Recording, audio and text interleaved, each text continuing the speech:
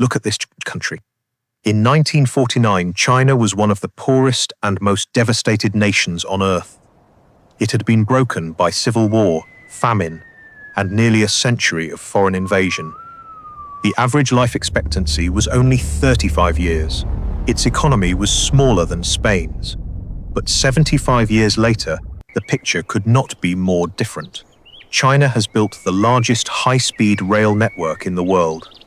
It has lifted 800 million people out of poverty, and it has become the factory of the world.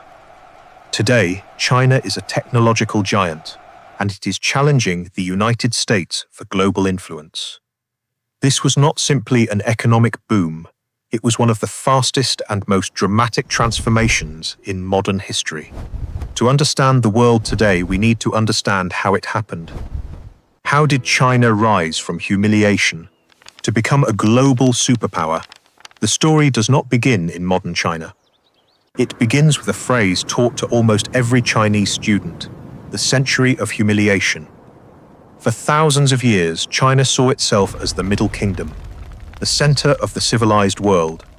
But in 1839, the British Empire arrived. Britain wanted Chinese tea and silk, but did not want to keep paying for them with silver.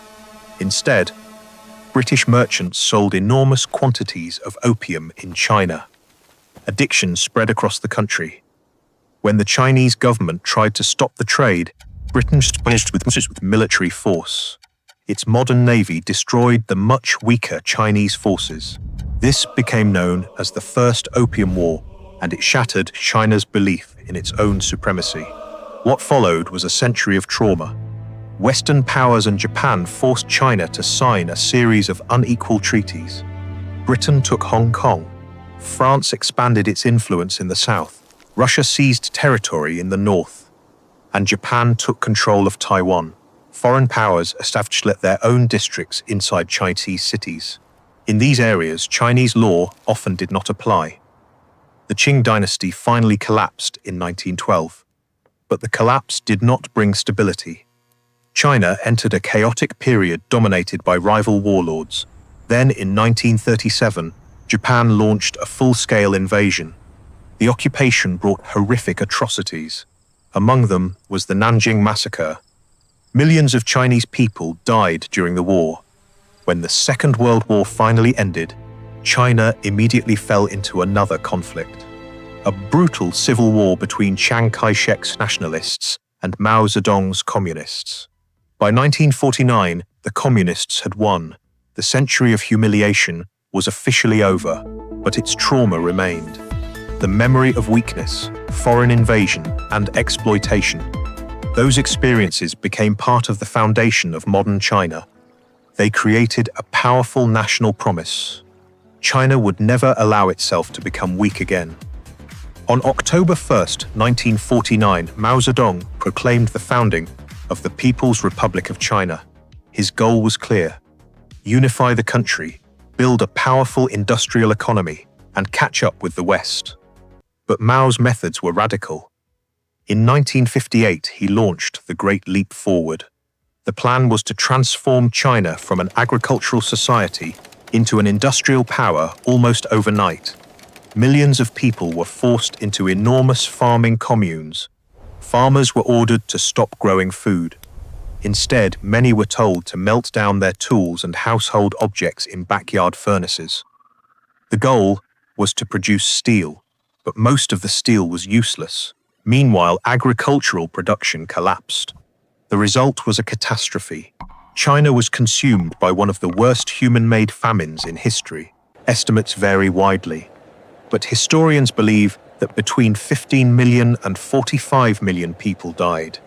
The failure of the Great Leap Forward weakened Mao's power, but he was not ready to step aside. In 1966, Mao launched the Cultural Revolution. His goal was to regain control and destroy anyone who threatened his authority. Millions of young people joined a radical movement known as the Red Guards. They were encouraged to attack the four olds: old customs, old culture, old habits, and old ideas. Teachers and intellectuals were publicly humiliated. Many were tortured. Some were killed. Anyone labeled a class enemy could become a target. Ancient temples were destroyed, books and historical objects were burned, schools and universities were shut down. For an entire decade, China was trapped in violence, fear, and political paranoia. Mao died in 1976. He had succeeded in unifying China, but the country was exhausted, impoverished, and deeply traumatized. Then came Deng Xiaoping. Deng was a political survivor. Mao had removed him from power twice, but each time, Deng found a way to return. When he looked at China, he understood something important. Political ideology could not feed the population. Economic growth could. Deng expressed this idea through a famous saying: "It does not matter whether a cat is black or white, as long as it catches mice." His meaning was simple. An economic policy did not need to be completely communist. It did not need to be completely capitalist. It only needed to work.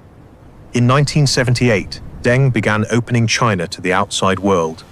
Special economic zones were created along the southern coast. Inside these areas, foreign companies could invest, they could build factories, and they could operate under market-based rules. But the Communist Party would maintain complete political control. The system became known as socialism with Chinese characteristics. The results were staggering. Shenzhen had once been a small community of around 30,000 people. It grew into a megacity with more than 12 million residents.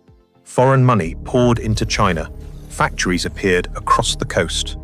Millions of people left rural villages in search of work. But economic change also created demands for political reform. In the spring of 1989, a massive trust movement appeared in Tiananmen Square. Students and workers called for democracy, greater freedom, and government accountability. The Communist Party faced a critical decision. It could accept political reform, or it could crush the movement and preserve its absolute control. The party chose control. The military was sent into Beijing. The protests ended in a tragic and bloody crackdown. Afterward, an unspoken social contract began to take shape. The Communist Party would allow people to become wealthier.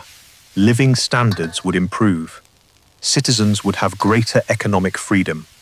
But in return, they could never challenge the party's monopoly on political power. The social contract held. Economic growth continued. And in 2001, China took a step that would transform not only its own economy, but the entire global economy. In 2001, China joined the World Trade Organization. The floodgates opened. China became the world's factory. It had an enormous workforce. Labor costs were low, workers were highly disciplined, and the government offered massive support to industry. Global companies moved their supply chains to China. Factories produced electronics, clothing, shoes, cars, and countless other products.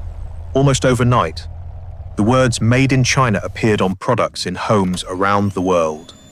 Trillions of dollars flowed into the country. The Chinese government used that money to launch an extraordinary construction campaign. It built roads, airports, ports, railways, power stations, and entire cities. The Three Gorges Dam became the largest power station in the world. In only 3 years, China poured more concrete than the United States had used during the entire 20th century. Skyscrapers rose from empty land. New cities appeared almost overnight, and the country developed the largest high-speed rail system on Earth. Then came the Beijing Olympics in 2008. The opening ceremony was a carefully choreographed message to the world. China had arrived. That same year, a global financial crisis devastated Western economies. China responded by pouring enormous amounts of money into domestic infrastructure. Its economy continued to grow. Chinese leaders began to believe their system was no longer simply catching up with the West. They began to wonder if it might be stronger. In 2012, Xi Jinping came to power. Deng Xiaoping had once advised China to hide its strength and wait for the right moment. Xi believed that moment had arrived. he introduced a new national vision, the China Dream. It promised the great rejuvenation of the Chinese nation. China would no longer hide its ambitions. It would reclaim what its leaders believed was its rightful place as a dominant global power. Xi centralized authority around himself. He strengthened the Communist Party's control over the country. Presidential term limits were removed. He also launched an enormous anti-corruption campaign. The campaign punished corrupt officials, but it also removed many of Xi's political rivals. Beyond China's borders, Xi launched the Belt and Road Initiative. The project connected more than 140 countries through Chinese-funded ports, highways, railways, and energy infrastructure. New trade routes stretched across Central Asia, into Europe, across Africa, and into South America. The project helped connect global trade more directly to Beijing. China also modernized its military at remarkable speed. It built artificial islands in the South China Sea. Military facilities appeared near some of the world's most important shipping routes. At the same time, China invested heavily in advanced technology, 5G networks, artificial intelligence, electric vehicles, renewable energy, and space exploration. These advances created an intense trade and technology rivalry with the United States. Inside China, the government developed an enormous digital surveillance system. Facial recognition cameras appeared across cities. Digital technology allowed the state to monitor citizens on an unprecedented scale. By the 2020s, China was no longer simply the world's second-largest economy. It had become a true global superpower. But just as China's rise began to look unstoppable, cracks started to appear. For decades, China's growth depended heavily on debt and construction. Real estate became one of the most important parts of the economy, but it also became an enormous bubble. Developers borrowed huge amounts of money. Local governments depended on land sales. Families invested their savings in apartments. Many properties were purchased before they had even been built. Then the market began to collapse. Major developers such as Evergrande could no longer repay their debts. Construction projects stopped. Millions of buyers were left waiting for apartments they had already paid for. Across the country, half-finished buildings stood empty. But the real estate crisis was not China's only problem. An even greater challenge was emerging: the demographic crisis. For decades, the government had enforced the one-child policy. The policy slowed population growth, but it also created a rapidly aging society. China's population began to shrink. The workforce started to decline, and a smaller generation of young workers was left to support a growing elderly population. At the same time, millions of educated young people struggled to find good jobs. Some rejected the exhausting and highly competitive work culture. They embraced an idea known as lying flat, doing only what was necessary, and refusing to sacrifice their entire lives for economic success. The international environment was also becoming more hostile. The strict COVID-19 lockdowns disrupted businesses and supply chains. Political tensions continued to rise. Western governments became increasingly concerned about depending too heavily on Chinese manufacturing. Many companies began moving some production to other countries.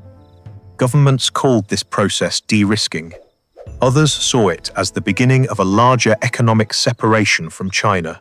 The age of easy and unrestricted growth was ending. But to understand China's future, we must remember its past. The Century of Humiliation created a deep national obsession, an obsession with strength, sovereignty, and survival. In 75 years, China transformed itself. It went from a war-torn and impoverished agricultural societies to an industrial giant, a country that builds space stations, leads the world in many areas of green energy, and challenges American influence across the globe. China's rise has changed the balance of power. For some, it is an inspiring economic miracle. For others, it is the rise of a powerful authoritarian state. But one thing is undeniable. The dragon has awakened. China has permanently changed the global order. And the story of the 21st century is still being written.